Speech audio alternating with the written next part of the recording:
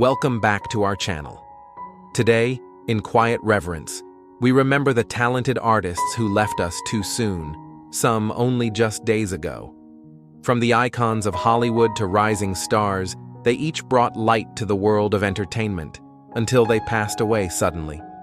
If you feel moved by their stories, we invite you to leave a like as a silent tribute in their memory. Thank you. Now, let us begin. Val Kilmer, the cool-hearted Iceman of Top Gun, and the immortal soul behind the doors, tragically has passed away at the age of 65. The beloved actor's death was confirmed by Los Angeles health authorities, who revealed he died on April 1st from pneumonia, intensified by chronic respiratory failure and lingering complications from his battle with throat cancer. Though he lost his voice to a tracheotomy, his legacy spoke volumes. Rising to stardom in the 1980s, Kilmer left an unforgettable mark on cinema. From his breakout role in Top Gun, to his haunting embodiment of Jim Morrison, to stepping into the cape in Batman Forever, his performances bridged charm and conviction. He was a veteran actor whose work touched generations. Yet behind the spotlight, he faced unimaginable trials. After a devastating cancer diagnosis, Kilmer withdrew from acting, silenced by illness. But through courage and creative resilience, he returned.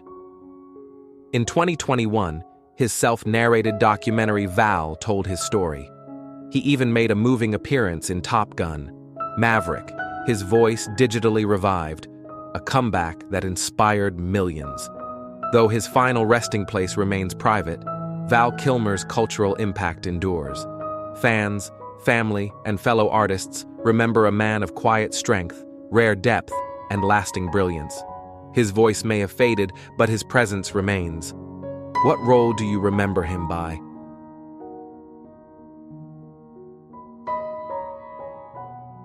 I thought Bogart I must have been. Michael Madsen, the unforgettable Mr. Blonde of Reservoir Dogs, sadly has passed away at the age of 67. His death was confirmed by his representative, who stated the actor was found at his Malibu home on June 27th. The preliminary cause was cardiac arrest, marking a quiet end to a life that burned with cinematic fire. Madsen rose to cult stardom through his intense, magnetic presence in Quentin Tarantino's films.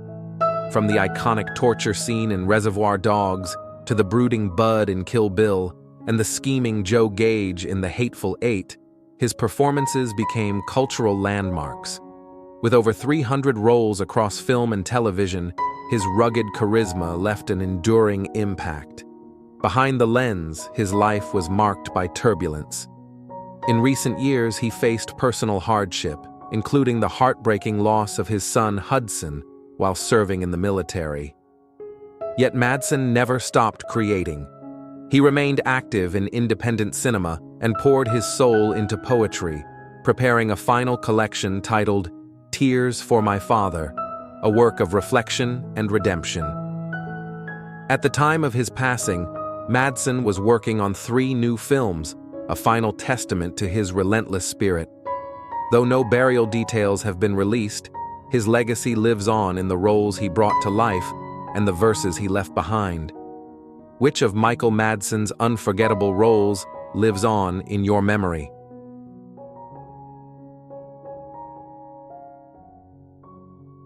Julian McMahon, the enigmatic star of Nip Tuck and the unforgettable face behind Dr. Doom, tragically has passed away at the age of 56. His wife, Kelly, confirmed that Julian died peacefully on July 2nd in Clearwater, Florida, after a private battle with cancer. She described his passing as the end of a valiant effort to overcome illness, one he chose to face quietly and with dignity.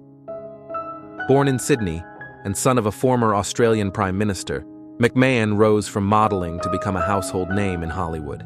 He captivated audiences as the charming yet tormented doctor, Christian Troy in Nip Tuck, a role that earned him a Golden Globe nomination. He also left his mark on the big screen as the menacing Victor Von Doom in Fantastic Four and in TV hits like Charmed and FBI, Most Wanted. Behind the fame, Julian lived with quiet courage. He continued acting while battling cancer, completing 2 final projects, Netflix's The Residence, where he portrayed Australia's Prime Minister, and the film The Surfer with Nicolas Cage. His last role echoed his real-life legacy, closing a poetic circle. In her heartfelt tribute, Kelly called Julian a man who loved deeply, life, family, and his fans. Which of Julian McMahon's iconic performances remains closest to your heart?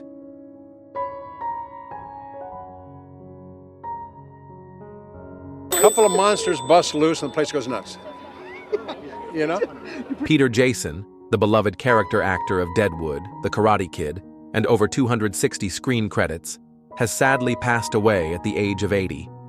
News of his passing was confirmed by colleagues and longtime friends on February 20th, with tributes pouring in across Hollywood. Though a cause of death was not immediately shared, many close to him acknowledged his declining health and honored a life richly lived in service of the craft. Jason's career began in the late 1960s with Rio Lobo, directed by Howard Hawks. Over the next 5 decades, he became a fixture in American cinema, appearing in cult favorites like They Live, In the Mouth of Madness, and The Hunt for Red October, while charming TV audiences in Deadwood and voicing characters in Gears of War. With 267 roles, he left behind a legacy of quiet brilliance and unwavering presence. Though not always in the spotlight, Peter Jason carved a path of longevity and reinvention. He worked tirelessly, from westerns to sci-fi, video games to prestige drama, embodying the spirit of a true veteran actor. John Carpenter called him one of the great character actors. Billy Zane mourned the brightest light, the most generous soul.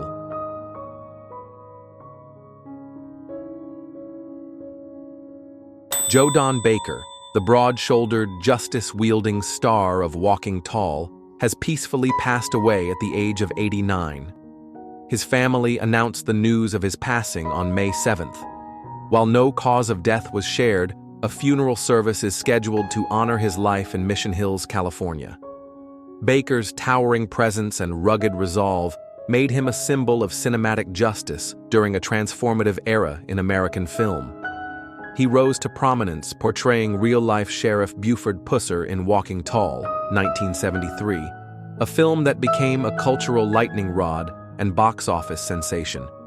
From brutal beatings to courtroom triumphs, Baker's portrayal captured the righteous fury of a nation. He later brought depth and grit to villainous and heroic roles alike. From James Bond's adversary in The Living Daylights to CIA ally Jack Wade in GoldenEye and Tomorrow Never Dies. Off-screen, Baker overcame early loss and humble beginnings in Texas. Trained at the Actors Studio, he built a resilient, decades-long career that spanned Broadway, westerns, thrillers, and award-nominated performances, including a BAFTA nod for Edge of Darkness. Though known for wielding a heavy stick on screen, Joe Don Baker left behind a softer legacy, one of strength, perseverance, and principle. He is survived by relatives in Groesbeck, Texas. Rick Derringer, the teen rock prodigy behind Hang On Sloopy and Grammy-winning producer of Weird Al Yankovic, has sadly passed away at the age of 77. His death was confirmed on May 26th by his longtime caregiver Tony Wilson in a heartfelt Facebook post. Derringer died in Ormond Beach, Florida. No cause of death was announced, but his passing marks the end of a 6-decade journey in music that touched every corner of the industry. Derringer rose to fame at just 17 as lead singer and guitarist of the McCoys with their breakout hit, Hang On Sloopy. He cemented his legacy with rock and roll Hoochie Coo and later won a Grammy for producing Yankovic's debut album, Eat It. His guitar work elevated classics like Bonnie Tyler's Total Eclipse of the Heart and Air Supply's Making Love Out of Nothing at All. A gifted session musician, he contributed to albums by Steely Dan, Kiss, Barbra Streisand, and Todd Rundgren, and toured with legends like Cyndi Lauper and Ringo Starr. He even helped define wrestling culture by co-writing Hulk Hogan's iconic theme, Real American. Remembered for his boundless energy, versatility, and enduring cultural impact, Rick Derringer leaves behind a body of work that continues to inspire. Michelle Trachtenberg, the unforgettable star of Gossip Girl and Buffy the Vampire Slayer, has tragically passed away at the age of 39. Her cause of death, confirmed by the New York City Medical Examiner on April 16th, was complications from diabetes mellitus. Michelle was found unresponsive in her New York City apartment on February 26th. Though her family initially declined an autopsy, further toxicology testing clarified her passing as natural. Michelle first captured hearts as a child star in Harriet the Spy and Pete and Pete, before becoming a household name as Dawn Summers on Buffy. Her magnetic turn as Georgina Sparks in Gossip Girl solidified her legacy, bold, electric, and unforgettable. Behind the screen, Michelle faced a silent battle with illness. Friends revealed she had undergone a liver transplant and was struggling emotionally. Yet she remained brave, responding to critics with grace and holding on to the will to be seen and heard on her own terms. Tributes poured in. Sarah Michelle Gellar, her Buffy sister, wrote, "I will live for you." Blake Lively remembered her as electric. To so many, Michelle was more than an actress. She was a spark in the dark. What role do you remember her by? Let us know as we honor her life, her legacy, and her light.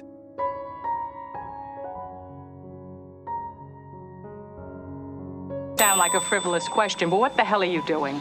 Loretta Swit won 2 Emmys. Loretta Swit, the soul of mass. H has passed away at the age of 86. Tragically, the beloved actress, best known as Major Margaret Hot Lips Houlihan on the iconic series MASH, passed away of natural causes at her home in New York City, her publicist confirmed. With her gentle poise and fierce intelligence, Loretta Swit was more than just a character on screen. She was a force of change within the television industry. Over 11 seasons of MASH, Swit appeared in all but 11 episodes and earned an extraordinary 10 Emmy nominations, winning twice. But as her co-star Alan Alda movingly shared, it wasn't just that she played Margaret, she created her. Swit transformed what could have been a caricature into a woman of heart, humor, and ambition. Her commitment reshaped the way female characters were written in comedy and drama alike. Even beyond MASH, Swit graced films like Freebie and the Bean and Race with the Devil, while quietly mentoring younger performers with grace and kindness behind the scenes. Her passing has left a deep void in Hollywood.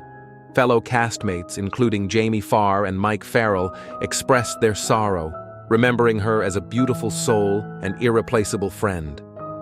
Loretta Swit's legacy is one of strength, evolution, and cultural impact. What memory of her lives with you most?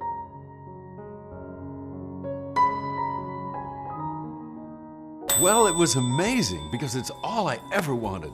I started out life with very... Richard Chamberlain, star of The Thornbirds and Dr. Kildare, has sadly passed away at the age of 90. The beloved actor, whose presence once captivated millions of living rooms across America, died peacefully on March 29th in Waimanalo, Hawaii, from complications following a stroke. His longtime partner, Martin Rabbit, shared that Richard is now with the angels, remembering him as an amazing and loving soul. Rising to fame in the 1960s as the charming Dr. Kildare, Chamberlain went on to earn the title King of the Miniseries for his unforgettable work in Shogun Centennial and the iconic The Thornbirds. With a career spanning more than 6 decades, he was nominated for 4 Emmy Awards and won a Golden Globe, carving a path for emotionally complex male leads on television. Behind the spotlight was a man of great depth. After early fame, Chamberlain left Hollywood to refine his craft in England, playing Hamlet and embracing Shakespearean roles few Americans dared.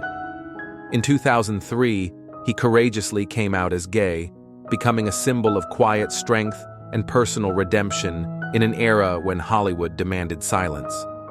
His legacy lives on in the hearts of viewers and colleagues alike, many of whom paid tribute to his grace, talent, and cultural impact. In lieu of flowers, donations may be made in his name to NPR or the Hawaii Humane Society.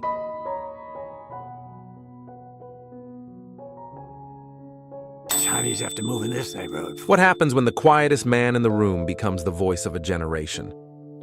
If you're watching this, chances are you grew up with Clint Eastwood on your black and white television set, in drive-in theaters, or in that golden silence when a poncho-clad stranger stepped into a dusty street. But beyond the iconic squint, the .44 Magnum, and that drawl that said more in 10 words than most can say in 100, lies a man shaped not by Hollywood, but by hard times, heartbreak, and a relentless work ethic that never quite made peace with fame. Today, we invite you to reflect with us, not just on the legacy of a screen legend, but on the quiet redemption story of a man who was never meant to be here this long, and yet still wakes at dawn, still walks the hills of Carmel, still mentors young filmmakers with that same old calm. And if Clint Eastwood's journey ever moved you, we'd love to hear in the comments, what film of his changed the way you see the world? He was born Clinton Eastwood Jr. in 1930, in the heart of the Great Depression. His father wandered job to job across the Pacific coast, uprooting the family with every season. His mother, Ruth, kept music in the house, even when money ran dry. Constantly on the move, Clint became a quiet observer, spending more time in the woods than in schoolyards, hiking, fixing odd machines, listening more than speaking. Neighbors would later remember him as that tall boy who didn't talk much but noticed everything. Despite his formidable height and athleticism, Eastwood was shy and introspective. He had little patience for textbooks, but endless curiosity for engines, jazz records, and the open road. After high school, he worked as a lifeguard, lumberjack, and steel mill laborer, sampling the grit of working-class America long before he ever stepped in front of a camera. Each job toughened him, deepened his empathy, and etched the blueprint of the blue-collar anti-heroes he would one day portray. Drafted during the Korean War in 1951, he trained soldiers in water survival at Fort Ord. One weekend, his military transport plane crashed into the Pacific. Eastwood swam over 3 miles through freezing surf to reach shore, a moment he rarely speaks of except to say, "You just keep moving. That's all there is." A sentiment that would follow him through every setback. While stationed at Fort Ord, he met young actors and was nudged toward the camera, not for glamour, but for steady work. His first roles were blink-and-you'll-miss-him appearances in Revenge of the Creature and Tarantula, but they taught him everything. How to read a lens, how to let silence speak, how to deliver with presence, not polish. Signed by Universal in 1954, the studio tried to mold him. New teeth, manicured hair, crisp diction. But Clint resisted the gloss. Instead, he studied Gary Cooper, listened to jazz rhythms, and learned to let his pauses breathe. "I wasn't going to out-talk them," he once said, "so I decided I'd out-silence them." Then came Rawhide in 1958. 8 long seasons in the saddle as Rowdy Yates. The pay wasn't glamorous, but the grind was priceless. Eastwood studied camera angles, hung around the editing suite after hours, and practiced what would become his director's signature: efficiency, realism, and respect for the crew. But everything changed in 1963 when Sergio Leone invited him to Spain for a dusty little western no one in Hollywood wanted, A Fistful of Dollars. Clint brought his own poncho, improvised much of his dialogue, and birthed a new archetype: the laconic anti-hero with no name, no mercy, and no apologies. The Dollars trilogy, completed with For a Few Dollars More and The Good, the Bad, and the Ugly, wasn't just a comeback for the Western, it was a reinvention. And Clint Eastwood returned from Europe no longer a TV cowboy, but a cultural impact on 2 continents. Back in Hollywood, the reinvention continued. Hang 'em high, where eagles dare, Coogan's Bluff. but it was Dirty Harry in 1971 that lit the fuse. As Inspector Callahan, he became the granite face of urban justice. With one line, "Do you feel lucky, punk?" he transcended cinema and entered the national psyche. The film wasn't just a hit, it was a statement, and with it came 5 sequels, each one drawing Clint deeper into creative control. But what audiences didn't see was the quiet man behind the curtain, already directing, already plotting a legacy not built on noise, but on precision, on patience, and on never asking for more than one take. But no story of greatness arrives without the sting of loss, and no legacy is forged without fire. In 1970, while filming 2 Mules for Sister Sarah in the heat of rural Mexico, Clint Eastwood received a phone call that cracked the bedrock beneath him. His father, Clinton Eastwood Sr., had died of a sudden heart attack at just 63. The production couldn't pause. Eastwood finished his scenes that day, camera rolling, expression steady, only to collapse in tears alone in his trailer that night. It was the first public-private fracture that would define how he would carry grief from that moment on. Stoic endurance for the world, quiet mourning in solitude. That same decade, his marriage to Maggie Johnson, the woman who had stood by him before the fame, began to unravel. The press had a field day, but Clint recoiled from spectacle. What few knew then was his deep guilt over not preserving the home his children needed. "There's a cost," he once admitted in a rare moment of personal clarity. "You can't be everywhere. And sometimes the thing you build pulls you away from what matters most." His next long-term partner, Sandra Locke, brought both artistic inspiration and emotional turbulence. Their 14-year relationship, while creatively electric, ended in a bitter palimony suit that splashed private pain across global headlines. It was, in many ways, the closest Eastwood ever came to being emotionally unmasked in the public eye. Friends recall him walking studio lots in silence, sunglasses shielding more than just sun. Around him, mentors passed one by one. Sergio Leone, the visionary who made him a star, died in 1989. Eastwood flew to Rome for the funeral, standing by the coffin as Ennio Morricone's score played softly in the air. 2 years later, Don Siegel, director, confidant, and creative partner, succumbed to cancer. Their final lunch, swapping camera tricks like old soldiers sharing scars, would echo in Eastwood's films for decades. And then came the turning point, the redemption arc that would cement not just his career, but his soul. In 1992, Eastwood made Unforgiven, a film not of revenge, but of reckoning. As William Money, he played a man haunted by past violence, drawn back into a life he had sworn to leave behind. The film peeled back the myth of the Western, questioning the very codes Clint had once immortalized. "We all got it coming, kid," Money says in a voice worn by sorrow. It was Eastwood talking to every version of himself. The film won 4 Oscars, including Best Picture and Best Director, a comeback not of popularity, but of personal truth. And he didn't stop. In The Bridges of Madison County, 1995, he revealed a gentler core, directing and starring opposite Meryl Streep in a slow-burn love story that showed how even quiet choices can rupture a life. Then $1 Million Baby, 2004, 4 more Oscars, and a gut-wrenching portrayal of love, loss, and the hard dignity of saying goodbye. Behind the camera, Eastwood's process became mythic. One-take wonders, natural light, crews moving fast but never rushed. He directed like a jazz musician plays, in rhythm, in trust. 20 minutes every morning is worth more than 2 hours once a week, he'd tell young actors during coffee breaks, black and silent. And in that mantra was everything, discipline without spectacle. But not all wounds were cinematic. In his private life, age crept in quietly. A car door smashed his ribs on Dirty Harry. A prop rifle scorched his hand on Josie Wales. He declined painkillers, choosing ice baths and quiet breathing. The most harrowing moment? Not on set, but in the Pacific Ocean in 1951. That military plane crash, 3 miles of freezing surf. Keep moving, he'd repeat decades later, whenever a production hit rough waters. Just keep moving.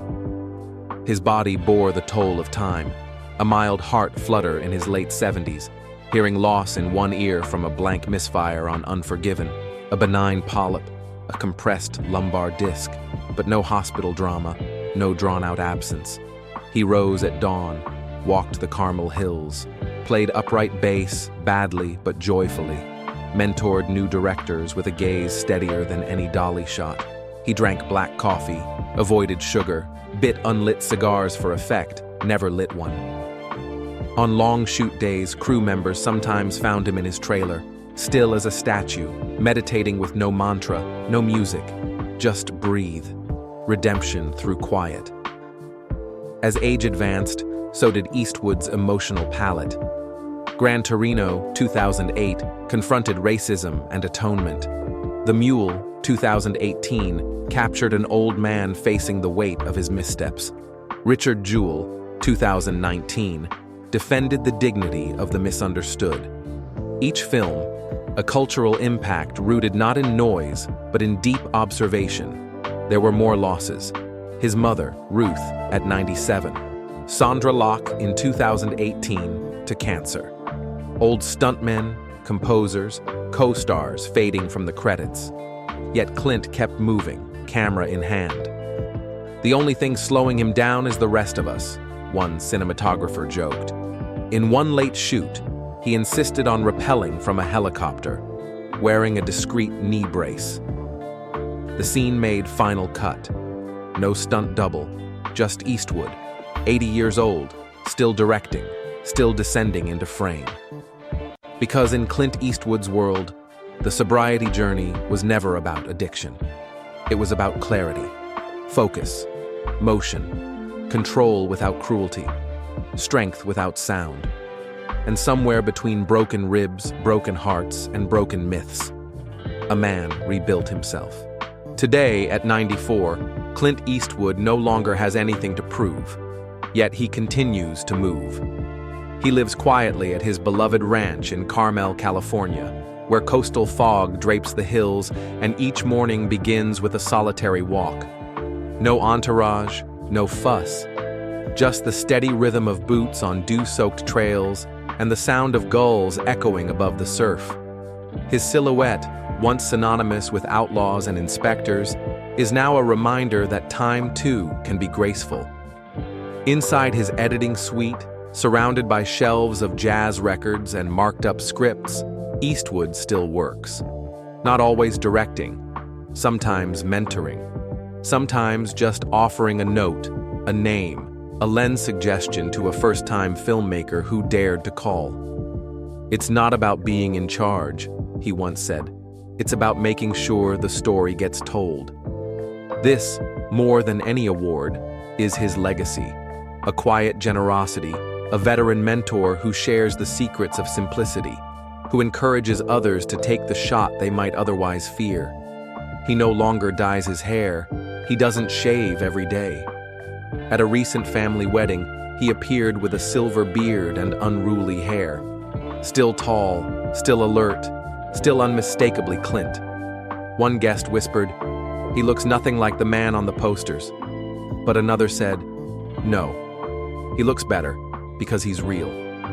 With his partner of over a decade, Christina Sandera, Eastwood enjoys evenings on the porch, sipping a glass of Paso Robles red he rarely finishes. He plays upright bass, not well, but soulfully. Sometimes he loses at chess to his grandchildren on purpose. Other times, he teaches them how to fix a lawnmower. He still drives himself, still stretches every morning, still bites the end of an unlit cigar when reading a new script. The sobriety journey for Eastwood was never about renouncing. It was always about refining, doing what matters, cutting what doesn't. In 2021, he directed and starred in Cry Macho, a tale about aging, regret, and unexpected redemption. It was a farewell of sorts, but not a conclusion. Even then, he refused to declare it his last. "If something speaks to me," he said, I'll follow it. Otherwise, I'll go walk the dog. He recently won a $6.1 million lawsuit against a CBD company that used his image without consent. Not for the money, but for the principle.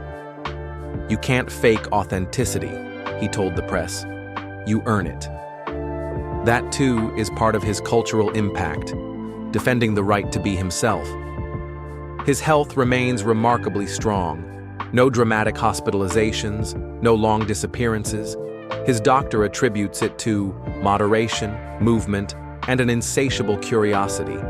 He reads history, watches new indie films, even dabbles in composing piano pieces for no audience but the sea breeze. Loss, of course, still walks beside him. Sandra Locke, Don Siegel, his mother Ruth, old collaborators, and time itself. But Clint Eastwood doesn't linger in memory. Each day begins with motion. Each project, even if never greenlit, begins with a question. What else can be told? There is a small room in his house, not a shrine, just a memory corner. On the wall, Sergio Leone's annotated poncho, Don Siegel's viewfinder, harmonicas from Willie Nelson, a child's drawing of a horse labeled Grandpa Clint. He visits the room each morning, lingers, then shuts the door and gets to work. In the end, it's not the .44 Magnum or the cowboy hat that defines him.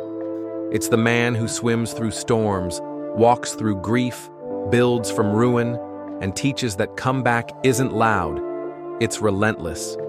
So if you see an older man walking alone on Carmel Beach at dawn, notebook in hand, humming a jazz line off-key, that's probably Clint Eastwood, still thinking about the next frame. And as he said once, softly but clearly, don't let the old man in. That's the mantra, the creed, the cinematic whisper. If this story moved you, if Clint Eastwood's redemption, legacy, and veteran mentor spirit touched something within, subscribe, comment, and share. Because somewhere, someone needs to be reminded. It's never too late for one more scene.